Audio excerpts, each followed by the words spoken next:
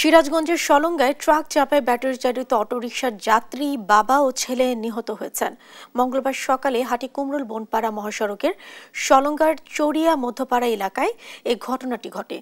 নিহতরা হলেন সলঙ্গা ইউনিয়নের পূর্ণা বেড়া গ্রামের আব্দুল মান্নান খন্দকার ও তার ছেলে জুয়েল খন্দকার।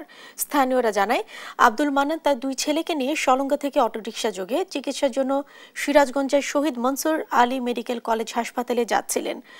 মহাসড়কের সলঙ্গা চড়িয়া মধ্যপাড়া এলাকায় পৌঁছলে হাটিকুমরুল থেকে বনপাড়া গ্রামী দ্রুত গতির একটি ট্রাক অটোরিকশাটিকে চাপা দিলে ঘটনাস্থলেই মান্নান ও তার ছেলে জুয়েল নিহত হন।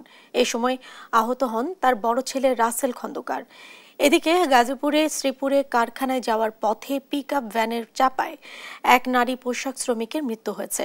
সকালে উপজেলার ঢাকা ময়মনসিংহ মহাসড়কের এমসি বাজার এলাকায় সুফিয়া স্পিনিং মিলসের সামনে এই ঘটনাটি ঘটে। নিহত শিল্পীর বাড়ি ময়মনসিংহের নন্দাইল উপজেলায়। পুলিশ জানায়, শিল্পী ভোরে বাড়ি থেকে বের হয়ে মহাসড়কের পাশে হেঁটে কর্মস্থলে যাচ্ছিলেন।